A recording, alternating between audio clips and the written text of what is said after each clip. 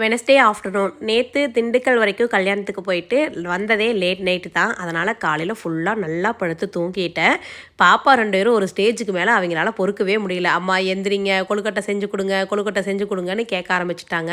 சரி இதுக்கு மேலே தூங்குனா சரிப்பட்டு வராது, எந்திரிச்சு செஞ்சிடலாம் அப்படின்ட்டு அப்படியே நானும் கொழுக்கட்டை ரெடி பண்ண ஆரம்பிச்சிட்டேன். சன்சி வீடு வந்து கூட்டி துடைக்கிற வேலை அவளோட வேலை, இருந்த பாத்திரங்கள் எல்லாம் கழுவுறது சுகஸ்திகா வேலை அப்படின்னு பிரிச்சுக்கிட்டோம். நான் எப்போவுமே சொல்கிறது தான், ஆளாளுக்கு ஒரு வேலைன்னு பிரித்து செய்யலினா வீட்டில் வேலை வந்து முடியவே முடியாது, இருந்துகிட்டே இருக்கும். ஆளுக்கு ஒரு வேலையாக செய்யங்காட்டி வேலையும் முடிஞ்சுது, வீடு க்ளீன் ஆகிடுச்சு.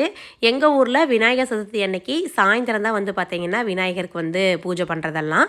சரி அதனால் மதியம் போல் நான் வந்து கொஞ்சம் அதிகமாக செஞ்சு கொண்டு போனோம்னா அப்படியே அங்கே கோயிலுக்கு வரவங்களுக்கும் கொண்டு போய் கொடுக்கலாம் அப்படிங்கிறதுக்காக ஒரு 3 வெரைட்டியில் கொழுக்கட்டை வந்து செய்ய ஆரம்பித்தேன். பூரண கொழுக்கட்டை அந்த அச்சு வச்சு ட்ரை பண்ணி பார்த்தேன். எனக்கு என்னமோ அது சுத்தமாக வரவே இல்லை. சரி வாழை இலையில் செஞ்சிடலாம் அப்படின்ட்டு செஞ்சேன். வாழை இலையில செஞ்சது வந்து பார்த்திங்கன்னா அவ்வளோ பர்ஃபெக்டாக சூப்பராக வந்திருந்தது.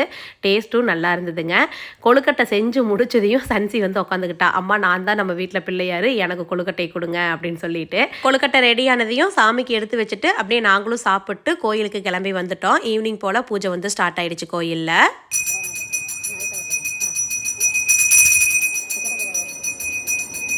நைட் சாப்பாடு கோயில்லையே போட்டாங்க. சக்கரை பொங்கல், சுண்டல், தக்காளி சாதம் சாப்பிட்டு வீட்டுக்கு வந்தாச்சு.